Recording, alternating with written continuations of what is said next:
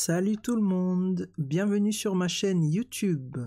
Je suis le professeur LJ. Sur cette chaîne, je vais parler de l'Afrique et également de son glorieux passé à travers plusieurs livres et thèmes intéressants. Le thème du jour sera le suivant: ces hommes importants et mémorables. Et le premier épisode sera sur Imhotep, le pharaon Djoser et le pharaon Ramsès II.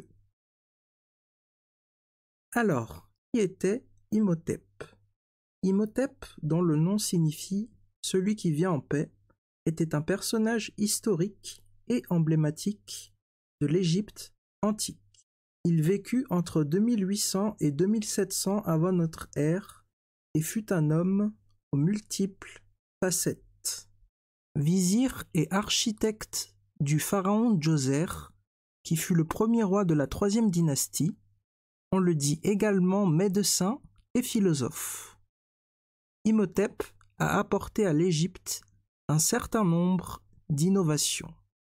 Il généralise l'utilisation de la pierre comme matériau de construction des temples et tombeaux funéraires, alors qu'ils étaient faits autrefois de briques de terre cuite.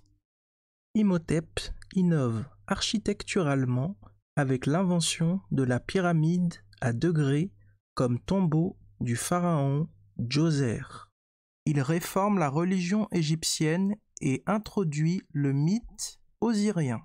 Sur le socle d'une statue du roi Djoser, il est présenté comme le chancelier du roi de Basse-Égypte, le premier après le roi de Haute-Égypte, administrateur du grand palais, noble héréditaire, grand prêtre d'Héliopolis, Imhotep le constructeur, le sculpteur. Personnage historique de la troisième dynastie, il sera ensuite associé à Thoth, dieu de la connaissance et de l'écriture. Il sera divinisé comme fils du dieu Ptah. À Philae, par exemple, un temple lui sera consacré près de celui de la déesse Isis. Son œuvre architecturale la plus connue est sans conteste le complexe funéraire qu'il édifia à Saqqara, près du Caire, pour le pharaon Djoser et plus particulièrement la première pyramide à degrés. Alors, à présent, voici des précisions sur Saqqara. Saqqara fait partie de la nécropole memphite qui s'étend d'Abu Rawash au nord de Gizeh jusqu'à Meydoum sur les frontières de Fayoum. De ce fait, tombes royales et sépultures plus modestes se côtoient et présentent de nombreux témoignages sur la vie quotidienne de l'Égypte ancienne. Ce grand site de Saqqara abrite des tombeaux datant d'avant le début de l'Ancien Empire jusqu'à la période grecque.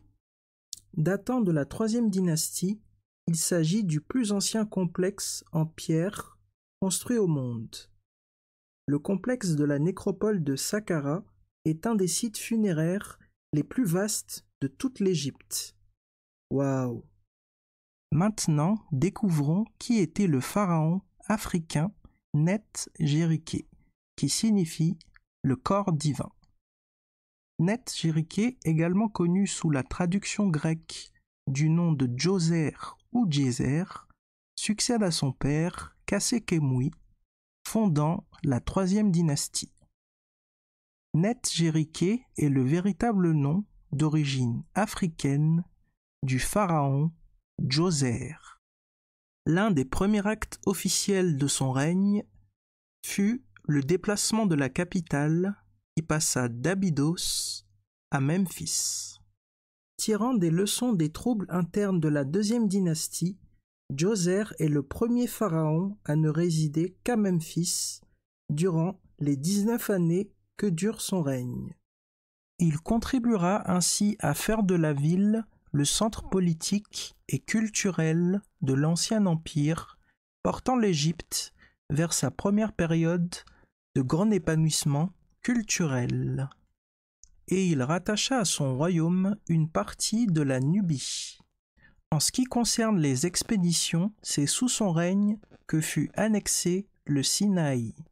L'intérêt de ces terres réside dans les mines de cuivre et les carrières de pierre que l'on y trouve. Alors maintenant c'est la cerise sur le gâteau, découvrons qui était le grand pharaon Ousermahatré Sétep-Enré. Ousermahatré signifie « puissant et la justice de Ré ». Sétep-Enré signifie « élu de Ré ». Ousermahatré Sétep-Enré, également connu sous la traduction grecque de Ramsès II, est le véritable nom d'origine africaine du pharaon Ramsès II. Il était le fils de Séti Ier et de la reine Moutouya. Ramsès II était le troisième souverain de la 19e dynastie qui a pris le pouvoir vers 1314 avant Jésus-Christ, soit 60 ans après le règne d'Akhénaton. Brillant homme de guerre et grand bâtisseur, Ramsès II a la descendance considérable et sûrement l'un des plus importants personnages de l'histoire de l'Égypte. Son règne sera très marqué par une forte activité dans les mines d'or et les carrières due au développement de Pi-Ramsès. Son règne sera également marqué par une importante activité de construction et par une politique étrangère très active en termes de campagne militaire. À présent, parlons de Pi-Ramsès. Pi-Ramsès signifie « maison de Ramsès ». Pi-Ramsès était la ville construite en tant que nouvelle capitale dans la région du delta de l'Égypte ancienne par Ramsès II. Maintenant, je vais définir ce qu'est l'époque ramesside. L'époque ramesside est une période de l'Égypte antique caractérisée par l'abondance de rois portant le nom de Ramsès tels que Ramsès II, aussi connu sous le nom de Ousermahatré Sétep-Enré, de Ramsès III, qui est la traduction grecque du nom Ousermahatré Mériamon, qui est le véritable nom d'origine africaine du pharaon Ramsès III. Ousermahatré signifie « puissant et la justice de Ré ». Mériamon signifie « bien-aimé d'Amon ». Et enfin de Ramsès IV, qui est la traduction grecque du nom de Ousermahatré Sétep-Enamon. Ousermahatré signifie « puissant et la justice de Ré ». Sétep-Enamon signifie « l'élu d'Amon ». Ousermahatré Sétep-Enamon est le véritable nom d'origine africaine du pharaon Ramsès IV. Durant son règne, Ramsès II va devoir prendre les armes pour défendre son pays. Les Chardanes, peuple de pirates des mers, faisaient des ravages le long de la côte méditerranéenne égyptienne. Ils attaquaient les bateaux chargés de marchandises qui voyageaient sur les routes maritimes vers le pays de Ramsès II. Il va poster des troupes et des navires à des points stratégiques le long de la côte et patiemment attendre les pirates pour les attaquer adroitement, par surprise, dans une bataille navale et les capturer en une seule fois. Peu après, de nombreux Chardanes furent enrôlés dans les armées de Ramsès II, certains dans sa garde personnelle. Ramsès II mène une expédition militaire énergique en pays de Canaan, marchant vers l'est jusqu'en pays de Moab. Il fit ensuite remonter ses armées vers le nord sur des terres contrôlées directement par les Hittites. Après avoir consolidé son emprise sur les ports de Phénicie, comme celui de Tyr et celui de Byblos, Ramsès II se tourna vers l'est et se dirigea vers Kadesh. Alors, qui étaient les Hittites? Les Hittites étaient un peuple ayant vécu en Anatolie dans l'Antiquité au 2e millénaire avant Jésus-Christ. Au sud, Ramsès II va pacifier le pays de Couche. Dans le temple nubien de Beth el-Wali, on trouve des bas-reliefs qui représentent des scènes de guerre. L'Égypte, pendant le règne de Ramsès II, connaît un essor économique important. Il fit construire un grand port sur la mer Méditerranée, port qui plus tard portera le nom d'Alexandrie. Ramsès II va avoir une fin de règne endeuillée par la disparition successive de beaucoup de ses héritiers et épouses, en particulier sa préférée, Néfertari. Il meurt âgé de 90 ans après un règne de 66 ans. Waouh!